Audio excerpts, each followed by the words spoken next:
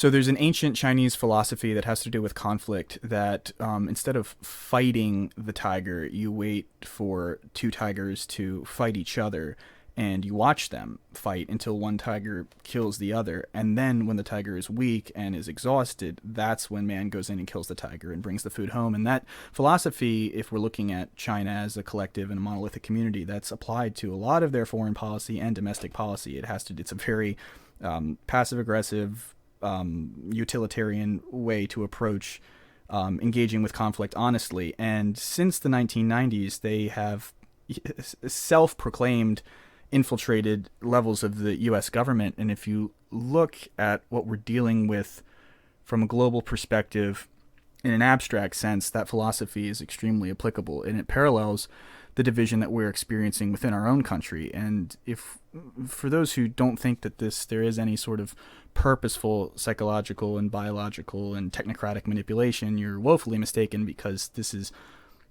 in lockstep with plans that have been released from CCP internal conversations that have been leaked. I mean, they self-proclaim the purposeful dismantling of Western society. I mean, this is something that they are actively trying to do because they're in an economic and domestic down spiral. They can't feed their people. They have seen the way that technology is changing the world since the 1990s and implemented plans in cohesion with certain elements of our government and the quote-unquote deep state to put us where we are right now. And I think this whole pandemic was accelerated, this gain-of-function, release, manipulating a virus to affect humans, whatever it ends up being. Time will tell. I do think that it was accelerated or sloppily put into place. The globalists working with the CCP, whatever global interests, to forward this great reset. I think this economic down spiral that we're experiencing is purposeful. I do think there's elite that will benefit from this ultimately. I think if you look at the pandemic as an example, it's been the highest transfer of wealth from the middle class to the rich in modern history.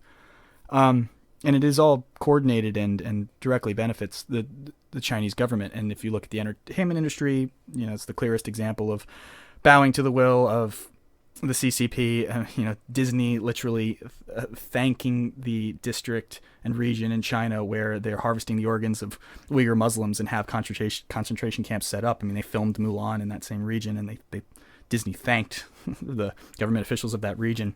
So, I mean, that's a very clear example. But then the pharmaceutical industry and the medical industry and our government, it's even more nefarious.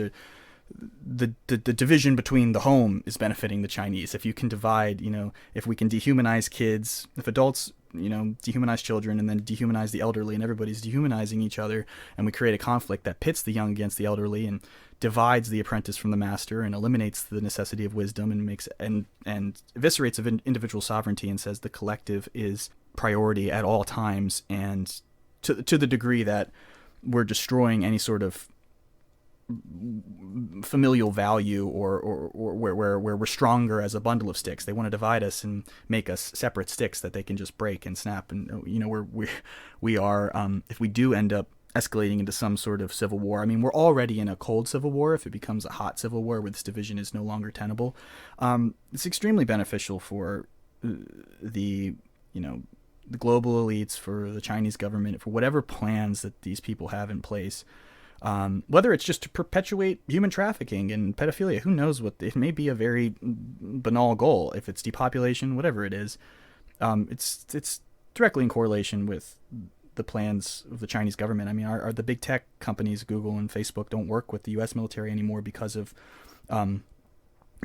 progressive woke morality projections, but they're working with the Chinese government, and the Chinese government, executes LGBT individuals and has mandatory masculinity training for men because they have such a, feminized, weak society. So it's like the entertainment industry edits out gay and black characters from posters to try and sell them to the Chinese people. So the Chinese are not a progressive people by any means. So why would these tech companies be working with them? Well, it's because to further their own interests, which their interests are control.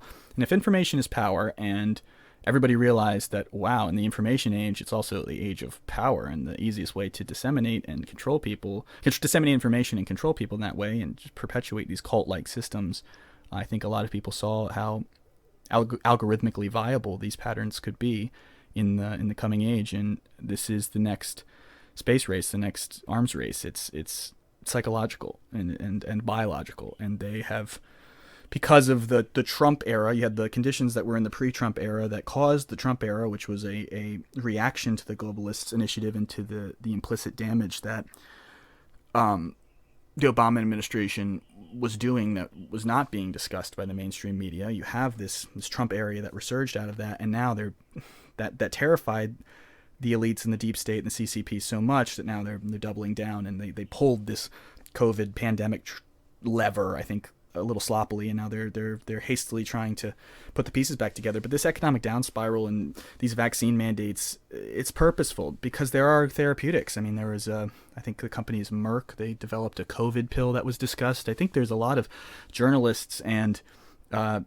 academics who are going to experience pretty severe consequences when we see that therapeutics and different medicines have been purposefully delayed because of the political conflicts that we're in, because of the zeitgeist, Trump versus anti-Trump narrative. It suppressed legitimate medical treatment and cost lives. And when people see, in hindsight, how manipulated we've been and how callously innocent lives have been thrown about for political gain, I think the arc of history will bend towards justice, ultimately. I do think the truth will out. My worry is how much damage will be done along the way. Just remember, if you can track the patterns in the story of it, that